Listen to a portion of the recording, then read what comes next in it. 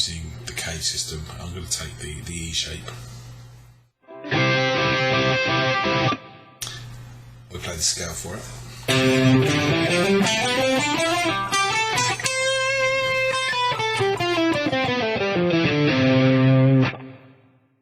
Remembering to alternate pick it.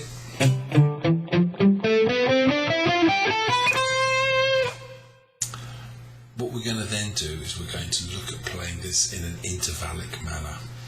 Now, by intervallic, I mean we're going to be playing an interval other than that of a second. A second is where we just play literally in a linear straight line. The interval I'm going to look at first is a third, and what I'm doing there is I'm going from the first note of the scale to the third note, the second note to the fourth note. That's one way of thinking about it, but the reason it's thirds is because each of those note names are inclusive 3 letters apart. So you go C, E, D, F, so on and so forth. It's important to think of them in those terms, using the actual note names and so forth, so you can converse with people that don't necessarily play the guitar. So that's the reason. You talk to a pianist or someone of that nature, being able to speak that language is important.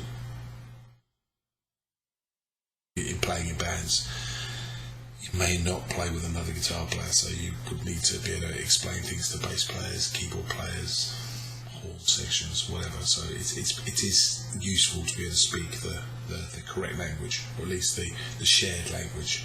I'm not saying that frets and so forth, tabs isn't the right language. It's a perfect language for guitar. It's just not very useful when you then go to talk to. So if you can do all of it, that'd be a much better idea. So back to the thirds. C, D, E. We're going to play C and E. I'll play it and you'll probably recognise the sound more than I realise. So it will go like this.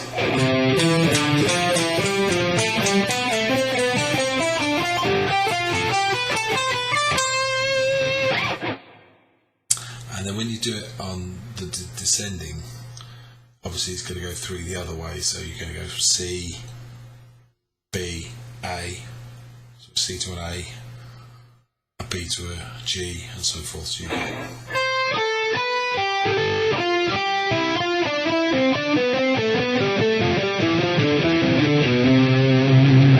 so that's the sound. As I say, you probably have heard this sound, but you almost certainly have. It's utilised quite a lot. Now, what we practice is getting used to doing that. I'm alternate picking it.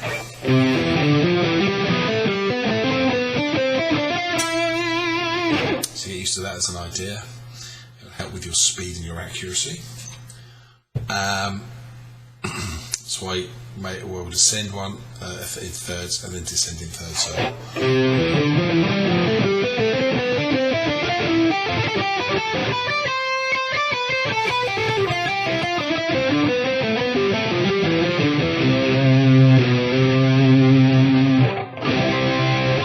And I also would be inclined to play the chord at the beginning and the end, just to reinforce the overall sound of the scale. Let me clean this up a minute.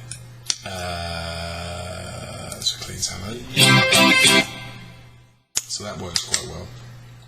Then I would take some of the other cage shapes.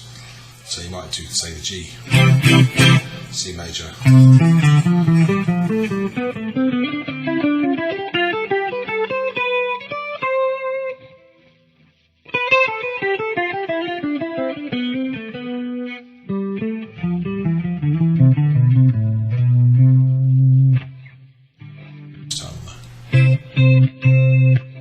Sound.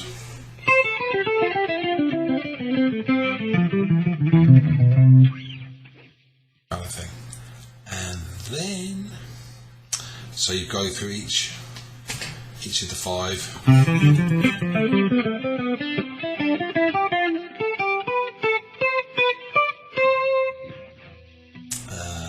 What else we got? This one.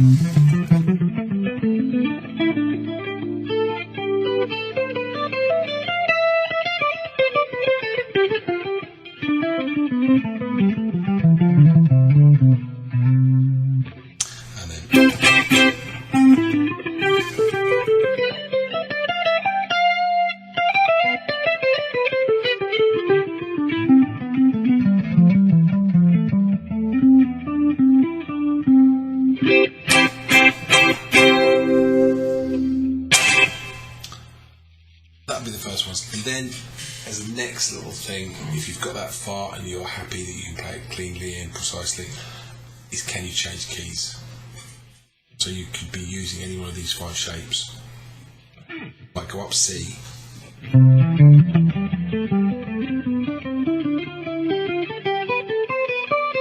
Come down G.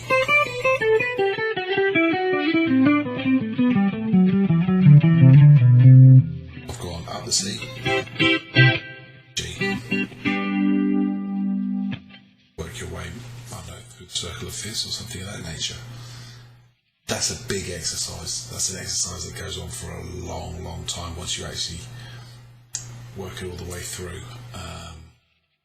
To begin with, just see if you can do those bits and pieces, remembering alternate picking, that you're going to be in thirds, getting them clean, precise, and getting used to doing the fingering as cleanly as you can.